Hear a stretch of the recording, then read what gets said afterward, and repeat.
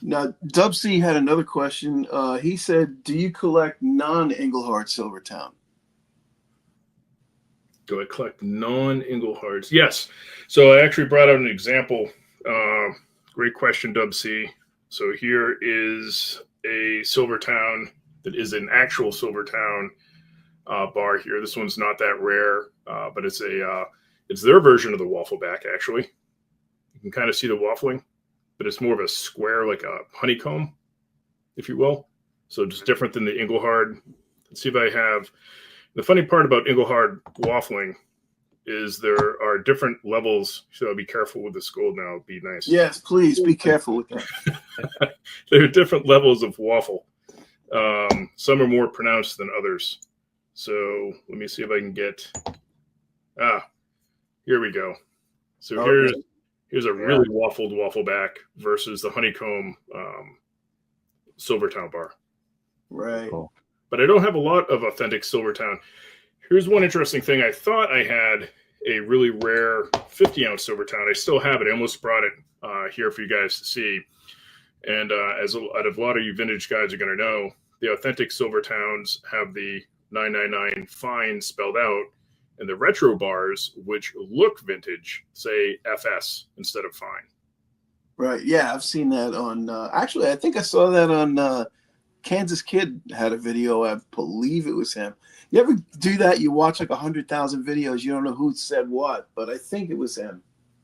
There's several of us that have said that, yeah, and Kid being one of them. I remember that video actually, because I think I talked him back and forth on that bar.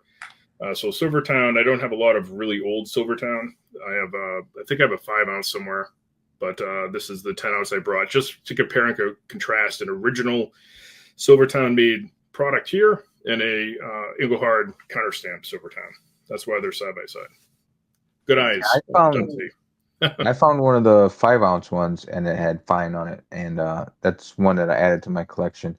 And I didn't know that either until I forgot where I think I might have did a video on it, and somebody pointed it out that the fine means that is the vintage, and the FS means that it's just more common earlier, or not, later date, I should say, I guess. Yeah. So AU Addict points out a good thing too. That's the only, well, it's not any longer, but it was the only complete set of proof prospectors known to exist. We were talking about that earlier.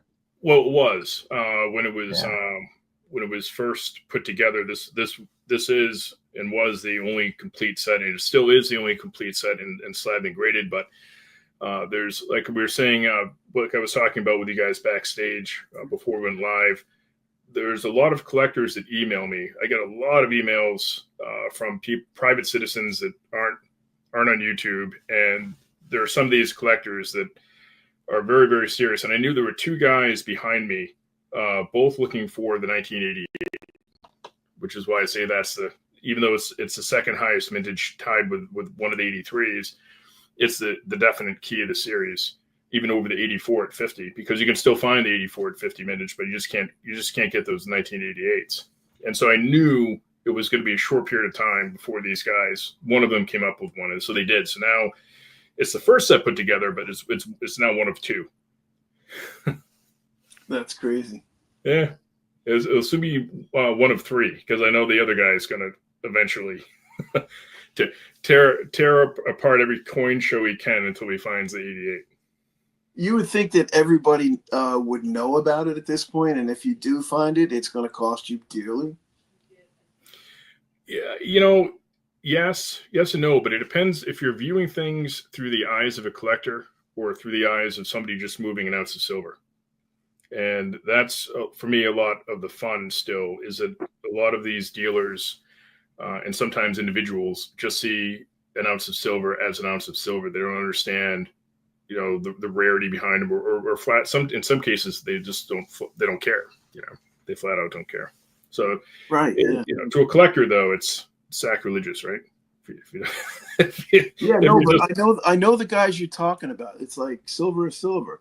Like, I would imagine that, and this is no knock on this guy at all, but I would imagine that Brian Vermillion would probably, look at it as an ounce of silver. He's not a collector. He doesn't. He just looks at it like, how much do I got to pay for it, and what can I make on it? Yep, absolutely. So that's funny those you say guys that, are blue out there. collar. They really are. And like I said, it's no knock on him because he's obviously doing something right. He's got a great business up there. It's funny because you know the guy that we bought those Liberty rounds from last year at the coin show? Yes. I was at his table and he had some more there and I was going to ask him from the price. And man, that show was busy. But the lady asked me, she says, this guy has some stuff to sell. And he's like, well, what's he got? And so he goes over there and the guy's like, I have some premium stuff here. He's like, I don't buy premium, and just walked away from the guy. And I'm like, oh, I'm like, it was like, it reminds me of like that. He's just like, no, I don't want the premium. I'm good. That's funny. Yeah, he had a very nonchalant attitude and very dismissive, actually.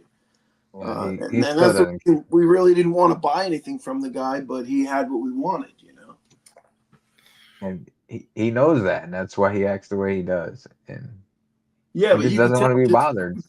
You could tell just by that answer, he didn't even want to look at it. Like maybe he doesn't understand the value of it, or maybe he was worried about getting screwed. Like, if somebody came up and said, "Oh, I'm telling you, this is worth $2,000," he's not going to fork it out because he doesn't know. Yeah, he doesn't want to look it up and be bothered with it.